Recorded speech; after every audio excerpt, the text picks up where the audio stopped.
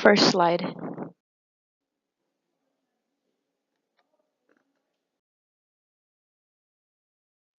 Don't tell me what to do. An early theorist that public administration students can gain insight from is Mary Parker Follett. She wrote The Giving of Orders in 1926, which is in our classics book, and it explores how human motivation affects organizational behavior. Follett identified the rigidity of top-down bureaucratic leadership as ineffective and called for a more humanistic approach, claiming that giving orders or expecting blind obedience from subordinates does not get the best results.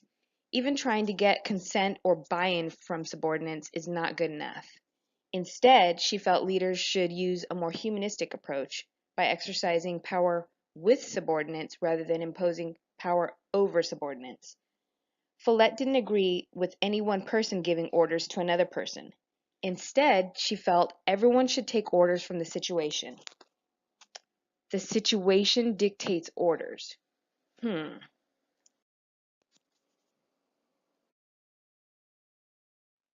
In theory, this sounds great, but in practice, I've never heard of a directive given over a loudspeaker at work, unless I was giving it. Using today as an example, I needed Maria to tell me what to do, so I could then turn around and tell her what I wanted to do. Comes down to it, yes, I think this theory has fidelity in that it matters how you tell people or give orders to people or subordinates. Um,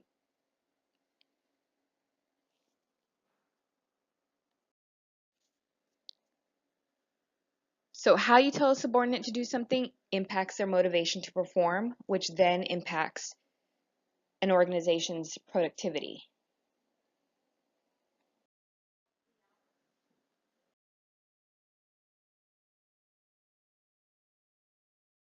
Maslow is one of the most influential psychologists of the 20th century that every MPA student should know.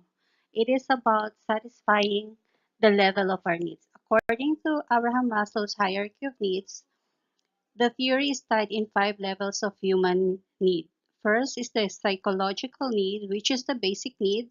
It's the food, water, and then second is the safety needs, which is the security, safety.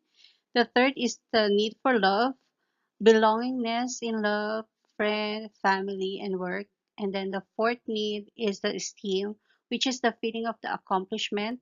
And the fifth is the self actualization, which is achieving one's desire or potential.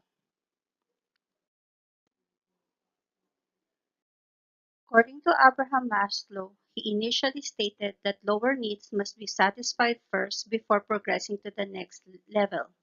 But later on, he clarified that you don't need to meet the need 100% before moving to the higher level need. More or less, you must meet your need, then you move to your next level of need. But lastly, he stated that not everyone would move in one direction. We could move back and forth. It depends on how we classify our need. One great example is the morning of the September 11, 2001 at World Trade Center in New York. While everyone fled down for safety from Inferno, the firefighters bravely show that it's not about their pay or their safety, but what they want to satisfy is their love for their work, the feeling of accomplishing something which is serving the people, and lastly is the self-actualization, which is the desire to help people. Or it could also be said that first they want to satisfy their love for their work, and then it could be their self-actualization, which is the desire to help people, and lastly it could be their feeling of accomplishing something towards the end of the day. In my personal opinion, I would say that the hierarchy of our need depends on each one of us on how we apply it towards our life, work, or in everything that we do.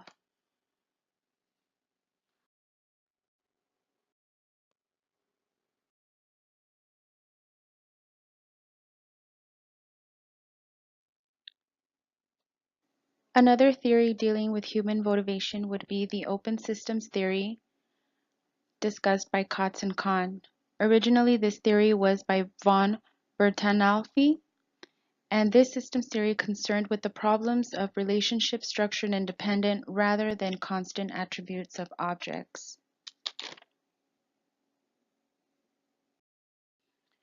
It also discusses the organizational functions and their changes in the system, which can cause changes to other elements, which can also be called the butterfly effect. So it'll be a cause and effect relationship to where if something, some type of change happens, it can affect the rest of the organization or even the output or input of energy. Another important component of this open systems theory is to understand that the function of the executive is to maintain the equilibrium among the organizational and employee needs. There needs to be a happy medium that needs to occur in order for the output of the energy from the organization to be positive one and to prevent entropy. It is also imperative that the executive not take one side or the other, but is neutral so that there is an equilibrium of all the dynamics within the organization.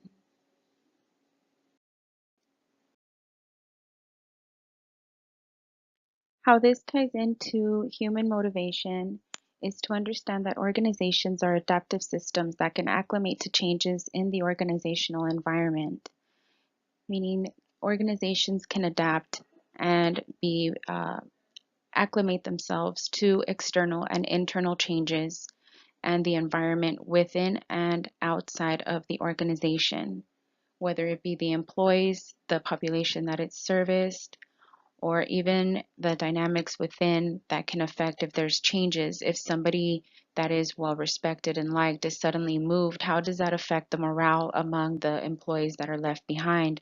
Or how does that change the dynamic of the organization when a crucial component, whether that be an important person or a procedure, is removed or is changed? There will definitely be a domino effect on the change that will occur, touching again on the butterfly effect. There's also a sense of ping pong in the open theory, open systems theory, I'm sorry. So the responses would kind of be bounced back and forth between employees and leadership, possibly, or even among the employees themselves. For example, the responses from Group A would elicit feedback from Group B in such a way that the responses would then stimulate A's further response or a further question, and just kind of like a brainstorming of ideas to really motivate the employees. It's important that employees have a sense of purpose and understanding and mastery so that they can also feel invested into the output of energy of the organization and the energy that they bring, the input of energy that they bring into the organization. All of this to avoid entropy. And entropy would be anything that can cause the disorganization of an organization leading up to its eventual termination or death. Open systems with a surplus of energy can also fall into the negative entropy. So it is important that executives or administrators know how to really grasp everything and just kind of rein everything in and to make sure that there's equilibrium among the dynamics to ensure that there's not an excessive surplus of energy or that there is not enough energy to prevent the negative entropy within the organization.